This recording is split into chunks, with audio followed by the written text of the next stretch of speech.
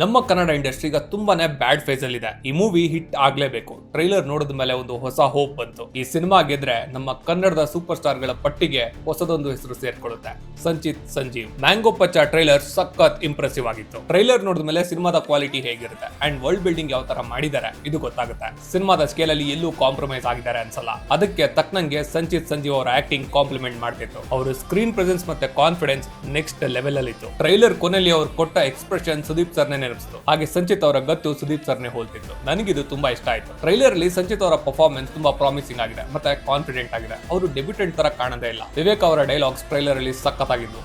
Short ಆಗಿದ್ರು strong ಆಗಿದ್ವು. ಹಾಗೆ ಅವ್ರ ಡೈರೆಕ್ಷನ್ ಅಲ್ಲಿ ಪಚ್ಚ ಮ್ಯಾಂಗೋ ಪಚ್ಚ ಹೇಗಾದ ಅದನ್ನ ಅವ್ರು ಹೇಗೆ ತೋರಿಸಿದ್ದಾರೆ ಇದನ್ನ ನೋಡೋದಕ್ಕೆ ನಾನು ತುಂಬಾ ಕ್ಯೂರಿಯಸ್ ಆಗಿದ್ದೀನಿ. ಜೂನ್ 5ಕ್ಕೆ ಮ್ಯಾಂಗೋ ಪಚ್ಚ ಸಿನಿಮಾ ರಿಲೀಸ್ ಆಗ್ತದೆ. ನಾನಂತೂ ಮಿಸ್ ಮಾಡದೆ ನೋಡ್ತೀನಿ, ನೀವು ಮಿಸ್ ಮಾಡದೆ ನೋಡಿ ಅಂತ ಕೇಳ್ಕೊಳ್ತೀನಿ. ಈ ವಿಡಿಯೋನ ಲೈಕ್ ಮಾಡಿ, ಎಷ್ಟಾಗುತ್ತೋ ಅಷ್ಟು ಶೇರ್ ಮಾಡಿ. ನಿಮ್ಗೆ ಮ್ಯಾಂಗೋ ಪಚ್ಚ ಟ್ರೈಲರ್ ಬಗ್ಗೆ ಏನು ಅನಿಸ್ತು ಕಮೆಂಟ್ ಸೆಕ್ಷನ್ ಅಲ್ಲಿ ತಿಳಿಸಿ.